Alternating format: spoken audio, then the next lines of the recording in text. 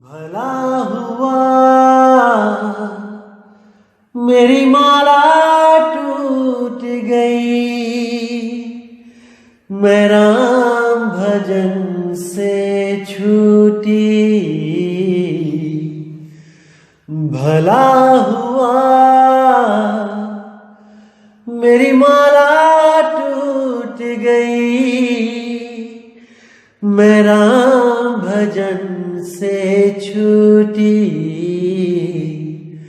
मेरे सिर से टली बला, भला हुआ मेरी माला टूट गई, मैं राम भजन से छूटी। मैं राम भजन से छूटी। नमस्कार मेरे भाइयों, आज हम किसी वाणी पे विचार नहीं करेंगे। आज हम किसी ग्रंथ की वाणी नहीं लेंगे, लेकिन आज हम एक ऐसी वाणी लेंगे जिसमें बहुत गहरा भेद छुपा है, और जिस वाणी को बता बता के, दिखा दिखा के कुछ अधूरे संतों ने अपने आप को परमात्मा का अवतार घोषित कर दिया, अपने आप को सतगुरु कबीर घोषित कर दिया। तो आज उस वाणी पे से भी पर्दा हटा देंगे कि उस वाणी का क्या अर्थ है और वो वाणी कहां पर सटीक बैठती है। तो आज हम इस पर विचार करेंगे भाइयों, क्योंकि आज 100वां सत्संग है, और मैंने जैसे कि वादा किया था अपने कई भाइयों से कि 100वें सत्संग में मैं बहुत से गुप्त भेद खोलूंगा, बहुत सी ऐसी बातें बताऊंगा जो मैंने बहुत कम लोगों को बताई हैं। बहुत ही कम, गिनती मात्र लोग, और जिनको बताई हैं वो भी आज भरपूर समझ जाएंगे कि उन बताई हुई जो गुप्त बातें थीं, उन बातों का इन जीव के कल्याण से क्या रिश्ता है, क्या संबंध है। आज हर चीज क्लियर हो जाएगी, और ये भी आपको पता लगेगा कि मैं कैसे कबीर पंथ से जुड़ा, कैसे मैं मदन साहिब के पंथ में आया। तो मेरे भाइयों, सबसे पहले मैं आपको बता दूं कि मेरा जन्म स्थान पंजाब का है, और मैंने अपनी जो पढ़ाई पूरी करी है वो उत्तर प्रदेश, हिमाचल प्रदेश और कर्नाटका, बेंगलोर से मैंने अपनी पढ़ाई पूरी करी। इन्हीं विद्यार्थी जीवन में ही ऐसी ऐसी घटनाएं हुई मेरे साथ जिसने मेरे जीवन को बदल के रख दिया।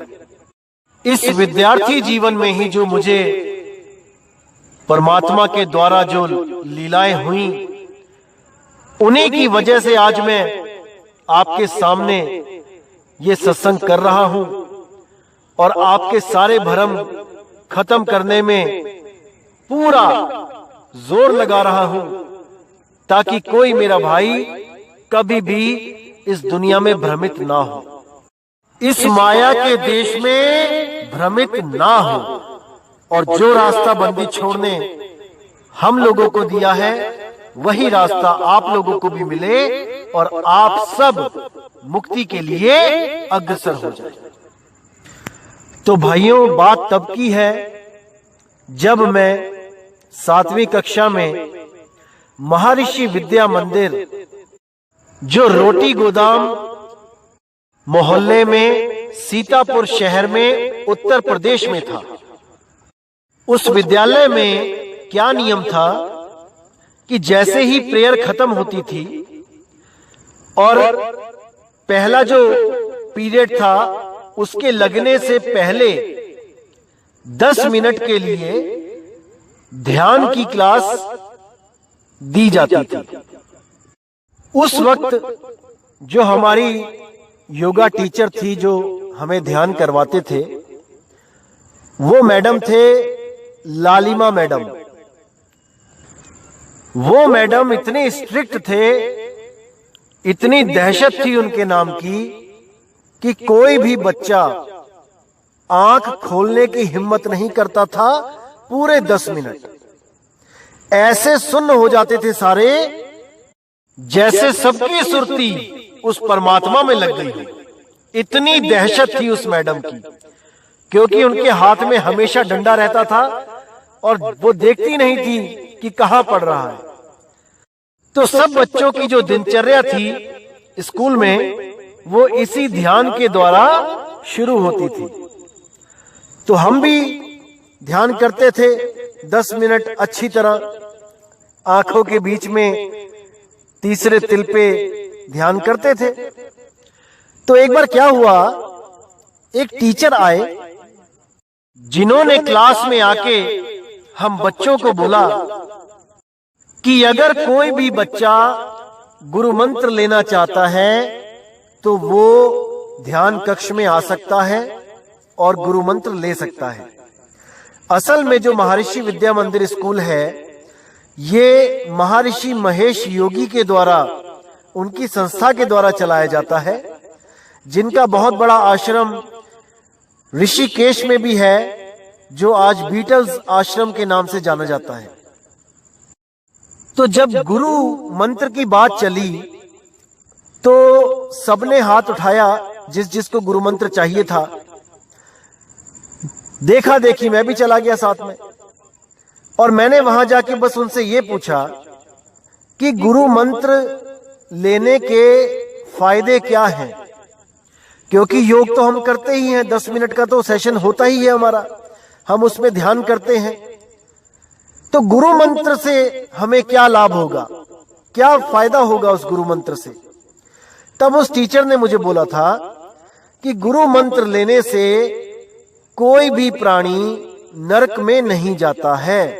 गुरु मंत्र की इतनी बड़ी महिमा है, और प्रमाण भी दिए कि राम जी कृष्ण जी ने भी गुरु बनाए, और देखो सिखों के भी गुरु हैं। तो गुरु से मंत्र जरूर लेना चाहिए। लेकिन उस वक्त मैं अनजान था, मुझे नहीं पता था कि गुरु मंत्र आखिर होता क्या है, नामदान होता क्या है। तो मैंने केवल इसी के चलते नामदान ले लिया कि भाई कम से कम नरकों में तो नहीं जाएंगे, क्योंकि जीवन में गलतियां होती रहती हैं, पाप पुण्य होते रहते हैं। कम से कम कोई गुरु तो होगा जो रखवाला होगा, उस गुरु का मंत्र लेके कम से कम सिक्योरिटी तो होगी, सेफ्टी तो होगी। तो मैंने उनसे गुरु मंत्र लिया 7वीं क्लास में। उन्होंने मुझे सोहम नाम दिया। उस नाम को किसी को भी ना बताने के लिए बोला गया, और मैंने बिल्कुल इस बात को माना। और जहां मैं केवल ध्यान करता था वो 10 मिनट, अब मैं नाम जपने लगा, सोहंग सोहंग नाम जपने लगा। तो कुछ समय बीता, और जब मैं 8वीं क्लास में हुआ तब भी मैं यही नाम जप रहा था, और मन में 1% भी शंका नहीं थी कि ये नाम सच्चा नाम नहीं है। जो गुरु ने दिया उसको सच्चे मन से जप रहा था, पूरे ध्यान से जप रहा था। तो 8th क्लास के एग्जाम देकर जब मैं घर जा रहा था, तब मैंने एक स्टॉल पे, जो बुक स्टॉल होते हैं, जैसे आप देखेंगे बस अड्डों पे भी किताबों की दुकान होती है, बुक स्टॉल, रेलवे स्टेशन पे भी बुक स्टॉल होते हैं। तो जब बुक स्टॉल पे खड़ा मैं किताबें देख रहा था, तब वहां पर मेरी नजर एक किताब पे पड़ी, जिसपे मेरे ही 2 दोस्तों का नाम लिखा हुआ था। और मैं बड़ा हैरान हो गया कि मेरे दोस्तों के नाम पे जो किताब है, इसमें क्या लिखा होगा। बड़ा जिज्ञासा हुई एकदम। तो मैंने वो किताब उस भाई से मांगी, और जब उस किताब को मैंने देखा तो उस पे चित्र बना हुआ था कबीर साहब और धर्मदास जी का।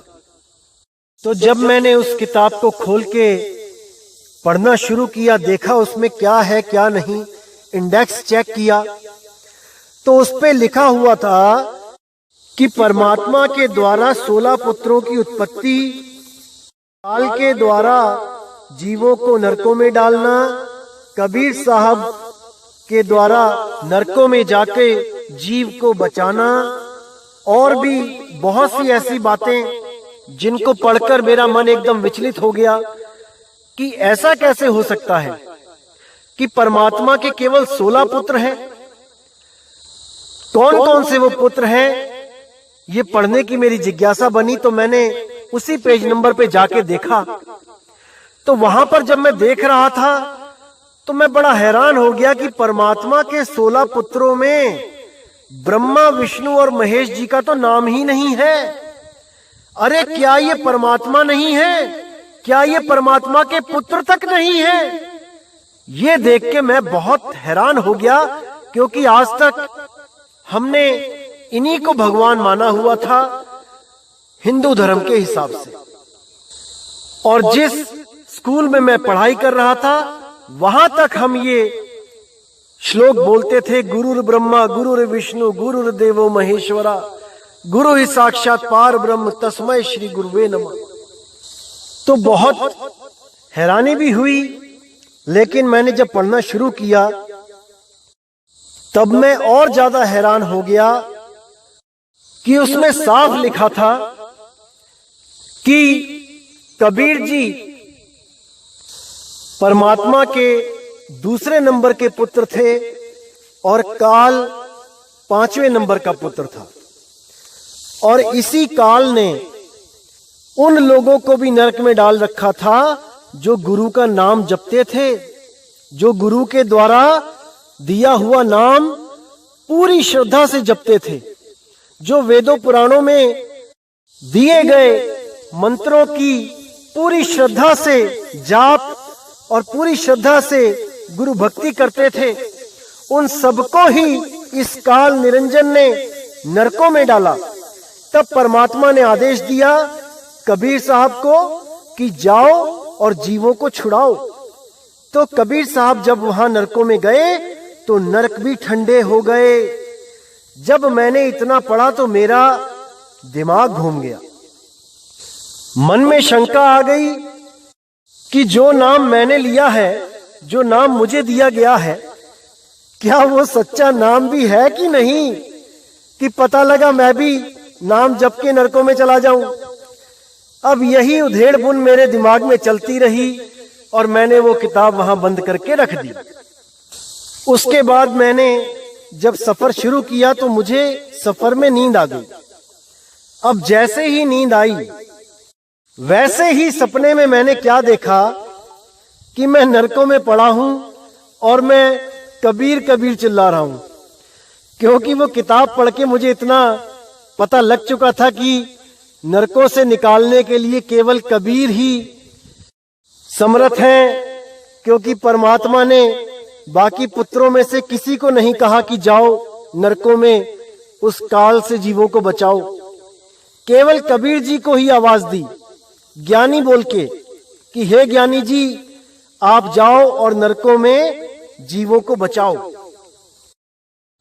तो जब मैं भी करने लगा कबीर कबीर यानी मुझे बचाओ साहेब, तो वहां पे सपने में ही एक सफेद कपड़े पहने कोई मेरे सामने आके खड़े हो गए।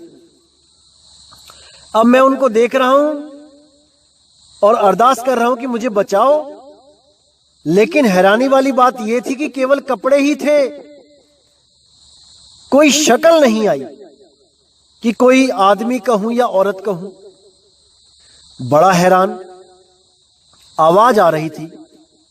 तो मैंने कहा कि हे मालिक मुझे बचाओ, मैं तो परमात्मा का ही नाम जप रहा हूं, सोहंग नाम जप रहा हूं, तो मुझे नरक में क्यों डाल दिया गया।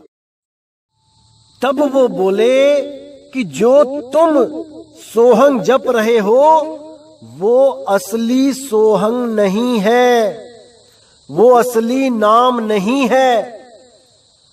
तो मैंने बोला कि महाराज फिर वो असली नाम कहां मिलेगा, कैसे मिलेगा? तब उन्होंने बोला कि सही समय आने दो, सारी दुनिया को सोहंग की सच्चाई पता लगेगी कि असली सोहंग क्या है और नकली सोहंग क्या है। तब मैंने पूछा कि महाराज अभी मुझे क्या करना है ये बताओ। तो उन्होंने साफ बोल दिया कि ये नाम मत जपो। और जैसे ही ये बोला वैसे ही मेरी आंख खुल गई। उसी दिन से मैंने सोहंग नाम जपना छोड़ दिया, बिल्कुल छोड़ दिया। अब दोबारा से वही मेडिटेशन, तीसरे तिल पे ध्यान करना शुरू कर दिया, बिना कोई नाम जपे। इस घटना के बाद जैसे एक आम विद्यार्थी अपने जीवन में अपनी पढ़ाई लिखाई में बिजी हो जाता है, वैसे ही मैं भी अपने पढ़ाई लिखाई में बिजी हो गया, दुनियादारी में उलझ गया। और इस वाक्य को, जो ये घटना थी, ये भी धीरे धीरे धीरे दिमाग से निकल गई। एक सपना समझ के इसको भी मैं भूलता चला गया। फिर कुछ साल बीतते गए और जब मैं 12वीं क्लास में पहुंचा तब मेरे साथ एक ऐसी घटना घटी कि जिसकी वजह से मेरा पूरा जीवन ही बदल गया। असल में क्या हुआ था कि मेरी चेतना शून्य महाशून्य में चली गई और वहां जाने के बाद मुझे ऐसा महसूस हुआ कि जैसे मेरी मृत्यु हो गई है। लेकिन इतना महसूस करने के बाद भी मैं सोच और समझ पा रहा था। इसका मतलब कि मेरी मृत्यु नहीं हुई थी, मैं जीवित था। तभी तो मैं सोच रहा था वहां पे कि ये मेरे साथ क्या हो रहा है। लेकिन मेरे हाथ पैर कुछ काम नहीं कर रहे थे। मैं जागता हुआ भी मुर्दों के समान लेटा हुआ था और मैंने पूरा जोर लगा रखा था कि मैं उठ सकूं, लेकिन नहीं उठ पा रहा था। तो मेरी चेतना शून्य महाशून्य में समाती हुई आगे बढ़ती रही और अंधकार को चीरती हुई आगे जाती रही। आखिर में जाके वहां पे मुझे 2 अक्षर मिले और बिल्कुल स्पष्ट मैंने उन्हें सुना। वो 2 अक्षर थे रा और मां। उन दोनों को मैंने स्पष्ट वहां पे महसूस किया और उसके साथ ही मैं भी जपने लगा, राम राम राम राम राम। और इस आस में कि मैं दोबारा जीवित हो जाऊंगा। वो एहसास इतना भयानक था कि उसको आज तक भी मैं महसूस कर सकता हूं। उस एहसास से मुझे ये तो पता चल चुका था कि मृत्यु बहुत खतरनाक चीज है।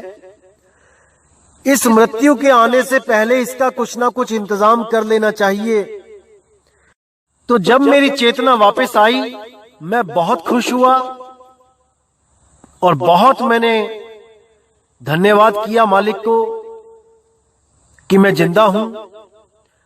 लेकिन उसी दिन से मेरे मन में एक खोज पैदा हो गई कि मुझे इस मौत से छुटकारा चाहिए। लेकिन इतना भी ज्ञान था कि बिना संत सतगुरु के, बिना नाम जपे मोक्ष भी नहीं हो सकता, मृत्यु से छुटकारा नहीं हो सकता। तो उस वक्त हमारे खानदान में जो गुरु धारण किया हुआ था सबने, उन्हीं गुरु का सत्संग मैं सुनने लगा। उनके सत्संग सुने, उन्होंने एकता की बात करी कि हिंदू मुस्लिम सिख ईसाई चाहे कोई भी धर्म हो, परमात्मा एक है। उसको पाने की विधि आंखों के पीछे तीसरे तिल में ध्यान लगा के है।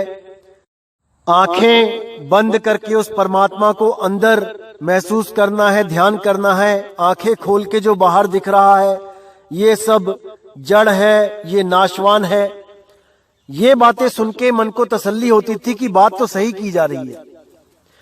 तो इसी सत्संग के बारे में मैंने जब ज्यादा जानकारी हासिल करने की कोशिश करी, क्योंकि जिज्ञासा ज्यादा थी, मृत्यु पे विजय पाने की ख्वाहिश ज्यादा थी, तो जब ज्यादा जानकारी के लिए मैंने बोला तो मेरे मामा जी का जो लड़का था उसने कहीं से अरेंजमेंट करके एक किताब मुझे दी पढ़ने के लिए, और उस किताब का नाम सुनते ही मेरे दिमाग में बिजलियां दौड़ने लगी।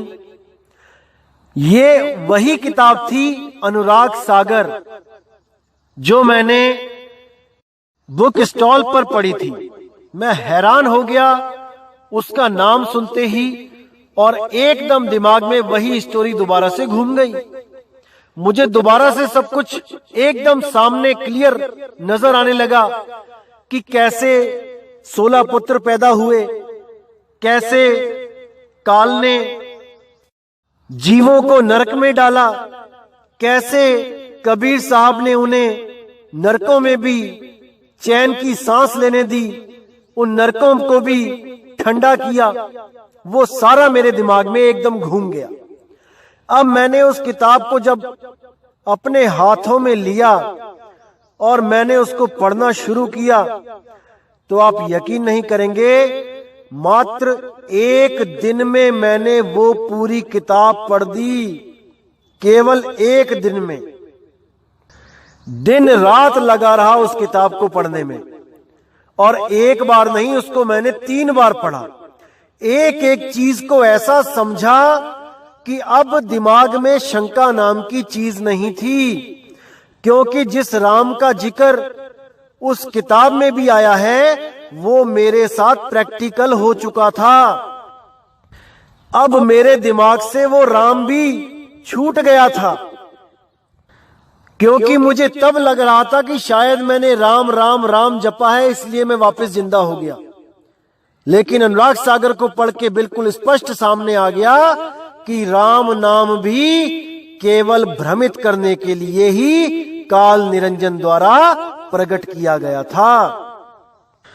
तो जब मैंने ये किताब 3-4 बार पढ़ ली, उसके बाद हर चीज समझ में आ गई कि कहां पे धोखा है और कहां पे मालिक की दया है। अब जब मैं नाम लेने के लिए वहां पहुंचा तो मुझे बड़ा दुख हुआ कि वो पंथ 25 साल से कम उम्र के लोगों को नाम ही नहीं देता था, और लड़कियों की उम्र 28 साल रखी गई थी। उससे पहले कोई नामदान नहीं।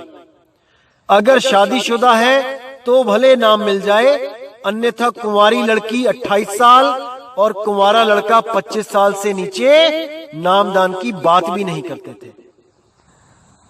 तो 3-4 बार लाइन में खड़ा होने के बाद भी जब नाम नहीं मिला तो मेरी खोज शुरू हुई।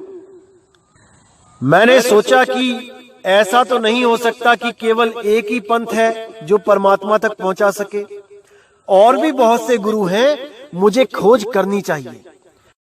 फिर मैंने टीवी में सत्संग देखना शुरू किया, जिसमें आशाराम बापूजी, गुरु मां और सिखों के भी प्रोग्राम, ज्ञान का सागर, जिसमें बहुत ही अच्छा ज्ञान बताया जाता था, समझाया जाता था, गुरु ग्रंथ साहब के सिद्धांतों को बताया जाता था, बहुत अच्छे लगे। और दादा भगवान जी भी, उनका भी सत्संग काफी सुना, और भी कई आत्मज्ञानी जो सत्संग करते थे उनका सत्संग भी सुनने में आनंद आता था।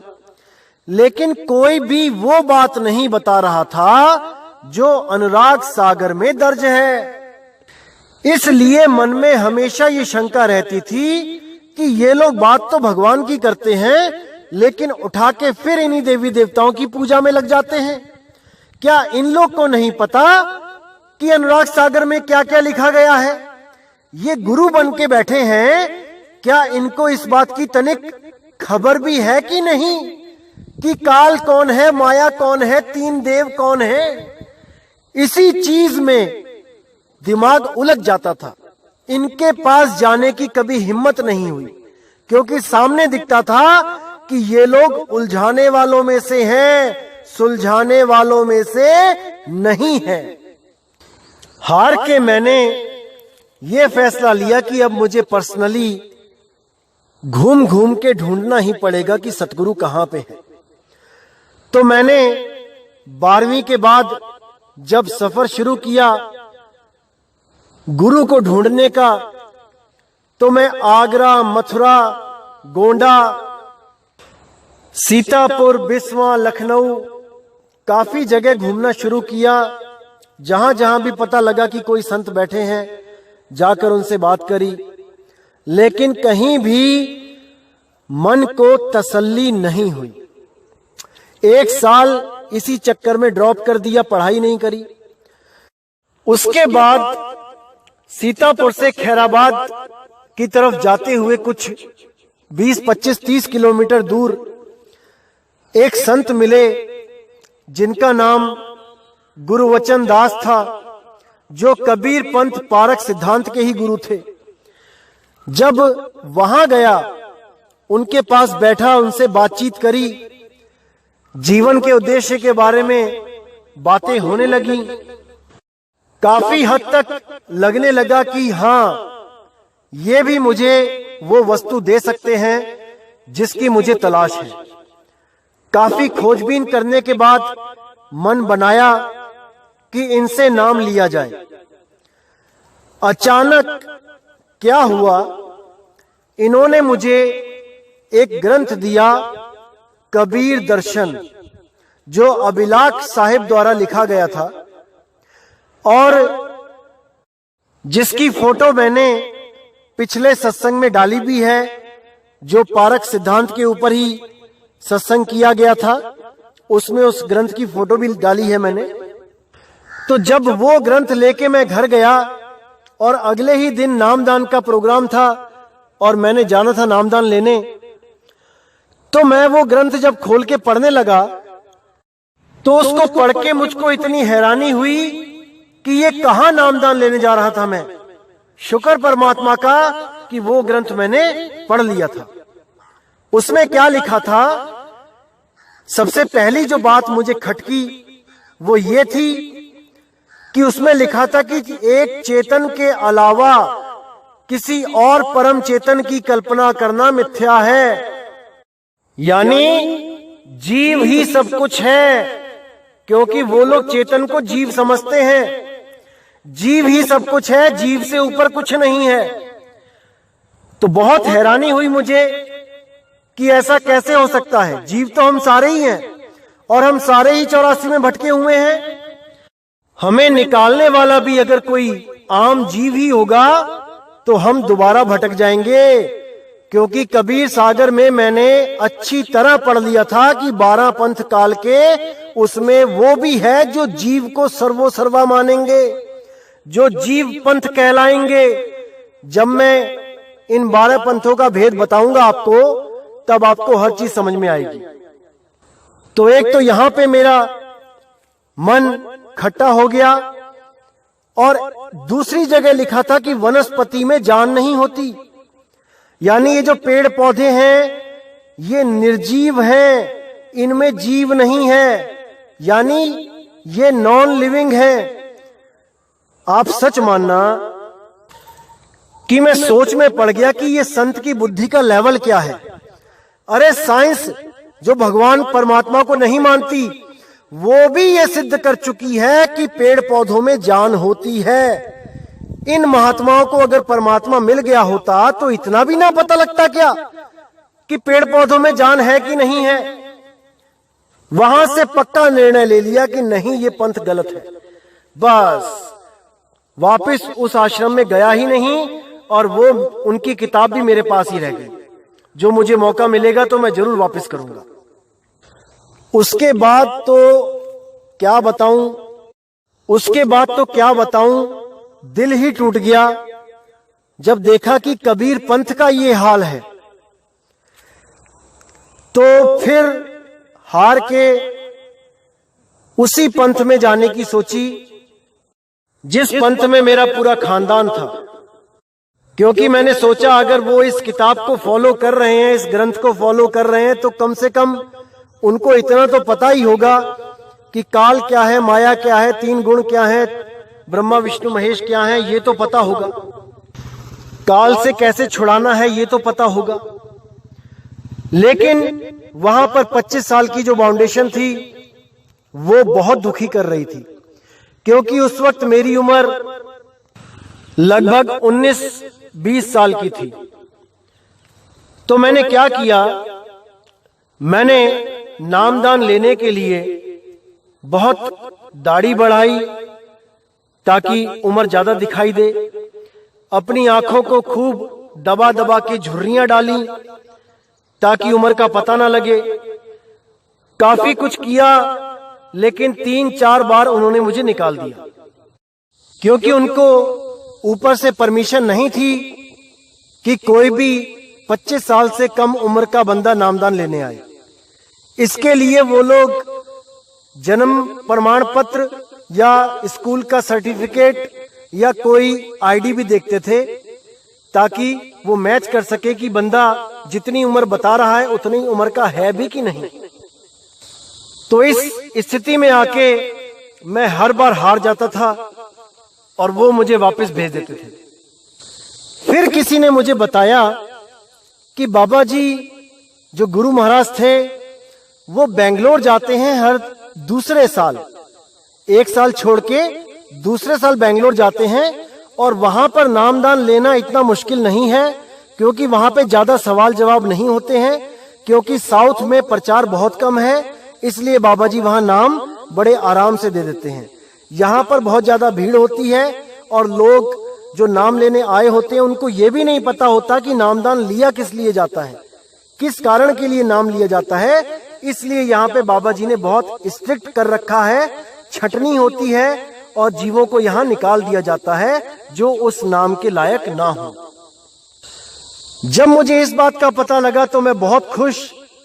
अब मैंने अखबारें देखना शुरू किया कि बेंगलोर में कौन सा कोर्स किया जाए जो कम से कम 2 साल का हो, ताकि जब बाबा जी वहां पे आए तो मैं नामदान भी ले सकूं और कोई कोर्स भी कर सकूं, जिससे मैं अपना जीवन यापन कर सकूं, आगे पढ़ाई भी कर सकूं। तो मैंने फार्मेसी का कोर्स चुना जो बेंगलोर में रामनगरम के पास कॉलेज था। तो वहां पर मैंने एडमिशन लिया और उसी दिन से ये इंतजार की घड़ियां शुरू हो गईं कि कब गुरुजी बेंगलोर आएंगे और मुझे नाम देंगे। 1 साल बीत गया, लेकिन कोई खबर नहीं आई कि बाबा जी वहां पे आएंगे। दूसरा साल भी बीतने को था और मुझे लग रहा था कि शायद ऐसा ना हो कि कहीं गुरुजी का कैंसिल हो गया और सत्संग आए ही ना, मेरा बेंगलोर आना ही बेकार हो गया। तो उन दिनों हमारे कॉलेज में गेम्स कंपटीशन चालू थे, जिसमें मैंने javelin throw, shot put, discus throw और चेस, शतरंज, इन चारों में फर्स्ट प्राइज लिया और पंजा लड़ाने में सेकंड प्राइज। लेकिन देखिए, जिस दिन हमें इनाम दिए जाने थे उसी दिन मुझे सुबह सुबह फोन आ गया कि आज बाबा जी बेंगलोर में आ रहे हैं और इस बार नामदान भी दिया जाएगा। तो मैं सुबह तड़के 3 बजे ही निकल गया और सत्संग घर में पहुंचकर सत्संग में शामिल हुआ। अब सब दोस्त देख रहे हैं कि स्टेज पे मेरा नाम बोला जा रहा है इनाम लेने के लिए, लेकिन नितिन गायब है, कहां रह गया भाई। तो मेरा ही एक सीतापुर का जो फ्रेंड था उसने जाके 5 बार स्टेज पे जाके वो प्राइज कलेक्ट किए और सब मुझे ढूंढते रहे कि आखिर मैं गया कहां हूं। तो जब 2 दिन के बाद मैं जब वापस लौटा तो सब फ्रेंड्स ने, दोस्तों ने पूछा कि भाई कहां चले गए थे। तब मैंने उनको बताया कि मैं सत्संग में गया था। लेकिन वहां पर नामदान का सेशन ही नहीं हुआ।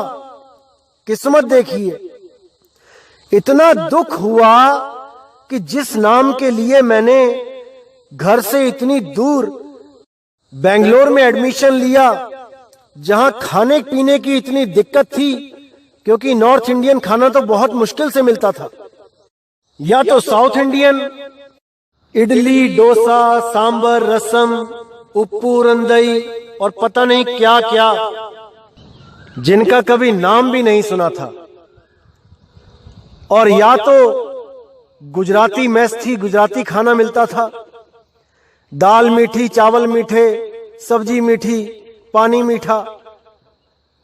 परेशान हो गए थे कि कैसे दिन बीतेंगे यहां पे।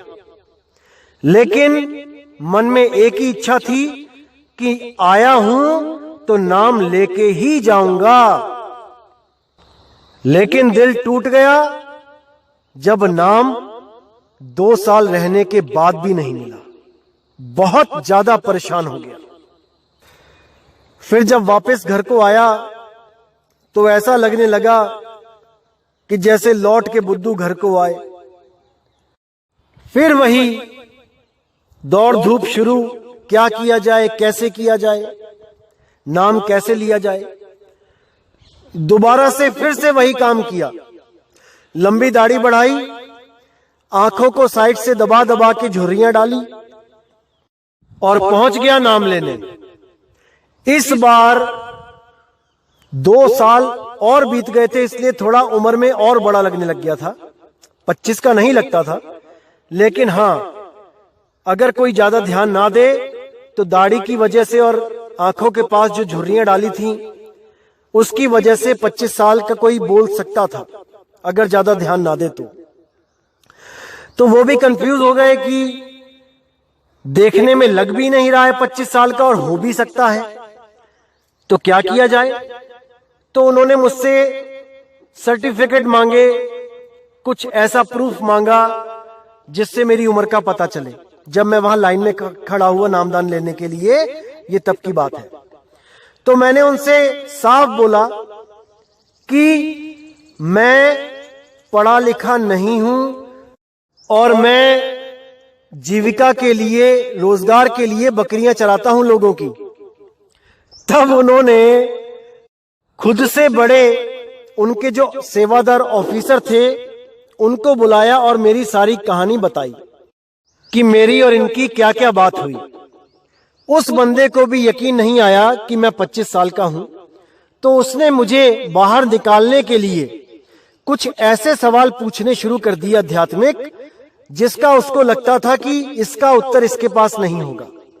जब उन्होंने सवाल जवाब शुरू किए, अपने जानने में उन्होंने ऐसे सवाल पूछने शुरू किए कि जिसका उत्तर एक आम आदमी दे ही नहीं सकता। लेकिन जब मैंने उनके सारे उत्तरों का ऐसा जवाब दिया कि वो भी हैरान हो गया कि भाई इसको मैं निकालूं तो किस बेस पे निकालूं। तब हार के उसने वहीं पे बोला कि इसकी उम्र छोड़ो, ये बहुत पुराना जीव है मालिक का, इसको नाम मिलना ही चाहिए। उस वक्त मेरी खुशी की जो सीमा थी उसका मैं बयान नहीं कर सकता। ऐसा लग रहा था मैंने इस दुनिया को जीत लिया, मैं इस दुनिया का राजा हूं, मेरे चरणों में पड़ी है सारी दुनिया की खुशियां, और इस खुशी के लिए मैं उन सारी खुशियों को त्याग सकता हूं। इतना बड़ा दिल मेरा उस वक्त हो गया था, इतना मैंने शुक्राना किया परमात्मा का कि शुक्र है वो नाम अब मुझे मिलने जा रहा है जो बंदी छोड़ सतगुरु कबीर साहब ने धर्मदास जी को दिया, रानी इंदुमती जी को दिया, खेवसरी को दिया, सुपच सुदर्शन जी को दिया, जो गरीबदास जी महाराज को दिया, जो दादू जी को दिया, जो पलटू महाराज को दिया, जो नानक साहिब को दिया, जो दरिया साहिब को दिया, और किस किस का नाम बताऊं। सब संतों को जो बख्शिश हुई वही बख्शिश आज मुझे होने जा रही थी। तो वहां से मैंने नामदान की पर्ची ली और एक एक पल जब तक नाम नहीं मिला उस मालिक का शुक्राना किया, रो रो के उसकी बंदगी करी, उसको याद किया। मेरे पूरे खानदान को नहीं पता लगने दिया मैंने यहां तक कि अपने घर में भी किसी को नहीं पता लगने दिया कि मैं नामदान लेने जा रहा हूं और मुझे नामदान की पर्ची मिल गई है। पूर्णतया गुप्त रखा इस चीज को। फिर वो दिन आया जब मुझे नामदान मिला। मुझे 5 नाम दिए गए जपने के लिए और कान बंद करके उस अनहद नाद को, उन 5 धुनों को सुनने का ज्ञान दिया गया। शुरू शुरू में मैंने जब भजन करना शुरू किया तब ही मुझे शंका होने लगी कि ये जो नाम मिला है, ये जो विधि मुझे मिली है, जाने क्यों ये सही नहीं लग रही।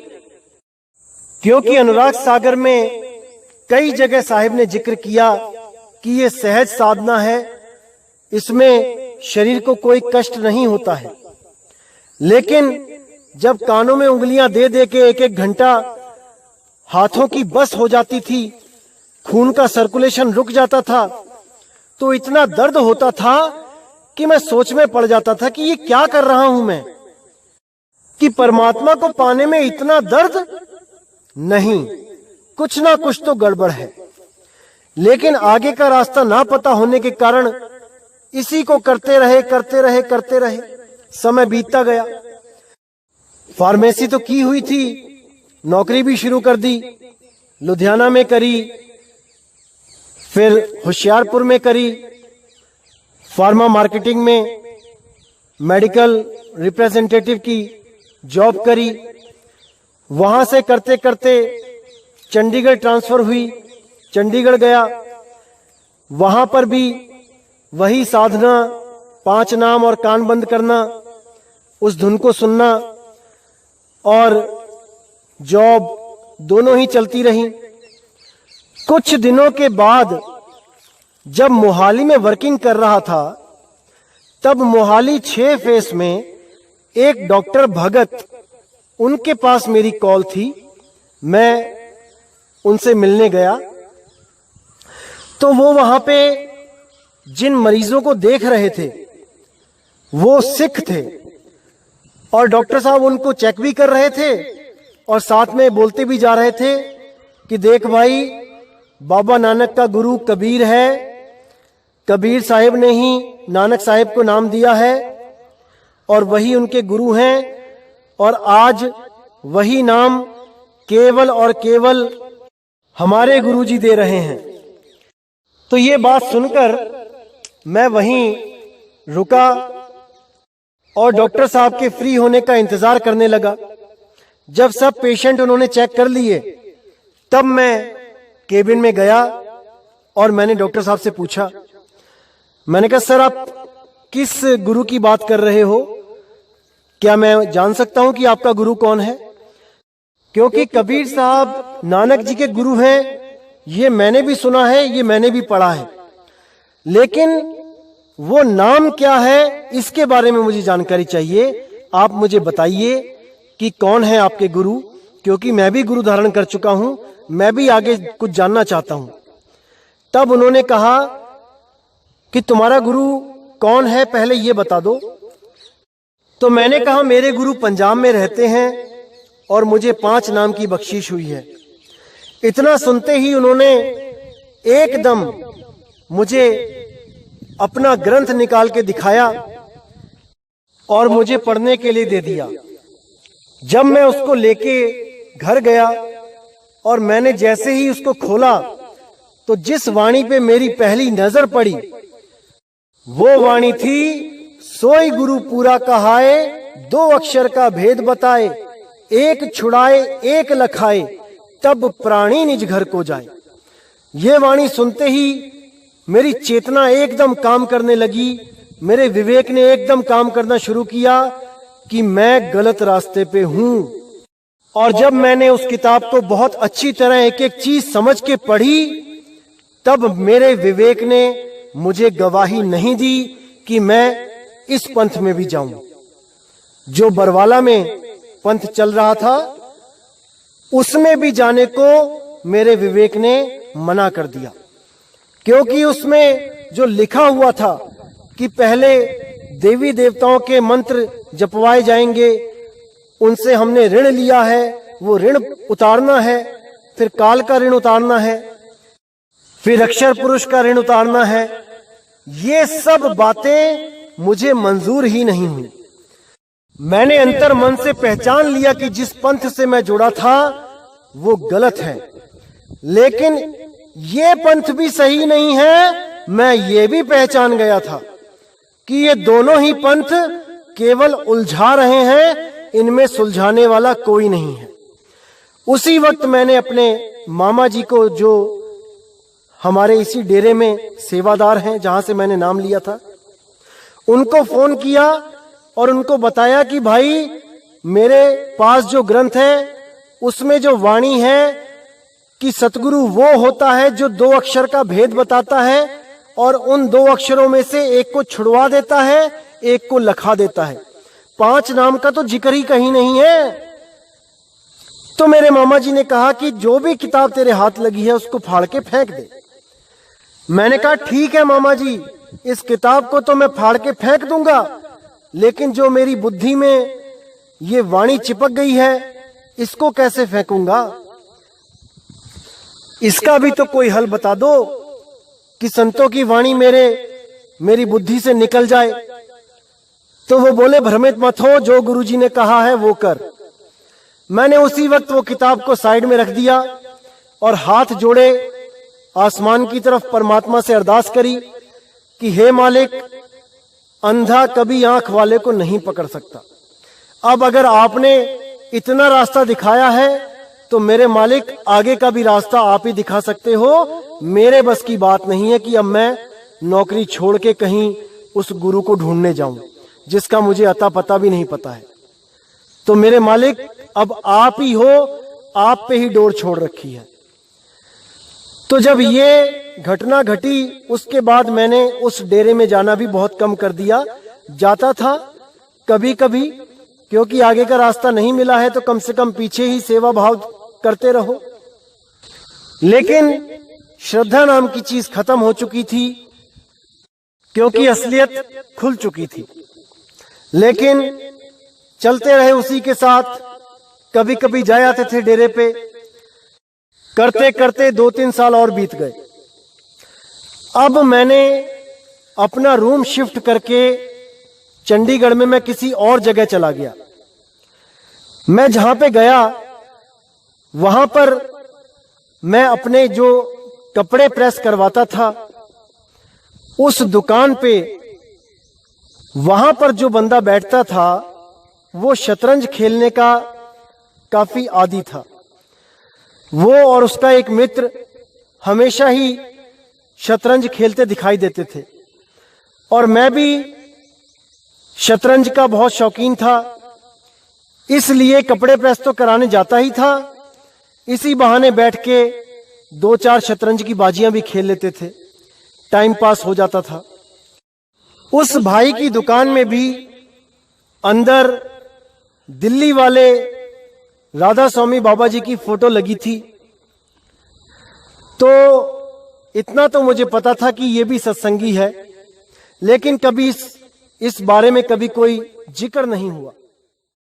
केवल कपड़े देते हुए और कपड़े वापस लेते हुए राधा स्वामी कह के चले जाते थे। तो एक दिन मुझे छुट्टी थी, मैंने जॉब पे नहीं जाना था, तो मैं उस दिन उनकी दुकान पे गया तो वहां शतरंज ही खेल रहे थे। तो मैं भी वहां बैठ गया और बैठे बैठे खेलते खेलते खेलते बहुत लंबी बाजियां चली गई। 7 बाजियां खेली जिसमें 5 मैं जीता और 2 वो जीते। तो जब मैं वापस जाने लगा तो मैंने उन्हें बोला कि आज का दिन तो मेरे नाम है, आज 5 बाजी मैंने जीती हैं और 2 आपने जीती हैं। तो वो एकदम बोलने लगे कि नहीं, तुमने 2 जीती हैं, मैं 5 जीता हूं। तो मैंने सोचा क्या बुद्धि है इस भाई की। 2 और 3 में तो समझ में आता है कि एक आधा ऊपर नीचे चलता है, 4-5 में समझ में आता है कि हाँ भाई गलती हो जाती है, नहीं पता लगा, नहीं याद रहा कि कौन जीता, एक ज्यादा और एक कम। अरे 2 और 5 का क्या मेल है? 7 में से कोई 2 जीते, वो 5 कैसे कह सकता है कि मैं 5 जीता हूं। तो मैंने सोचा पता नहीं क्या बंदा है, कैसा इसका दिमाग है, कैसे ये बोल सकता है ऐसी बात, जबकि 5 मैं जीता हूं। तो उस भाई ने क्या बोला कि राधा स्वामी तो होंदे ही झूठे है। अब जब इतनी बात उसने बोली तो मैंने उसको बोला कि भाई आप भी तो राधा स्वामी हो, आपने भी तो राधा स्वामी की फोटो लगा रखी है अंदर, तो यानी आप भी झूठे हुए।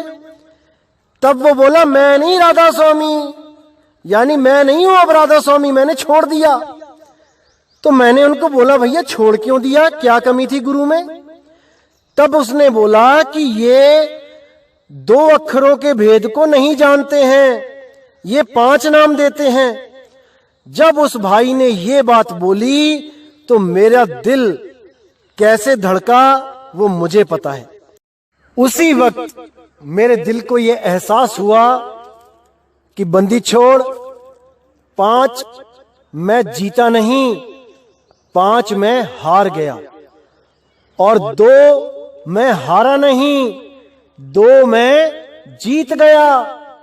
यानी वो 5 नाम जो मैं रट रहा था वो मैं हार गया, और जो 2 नाम मुझे चाहिए थे वो आज मैं जीत गया। इतनी खुशी हुई मुझे उस दिन कि मैं आपको बयान नहीं कर सकता।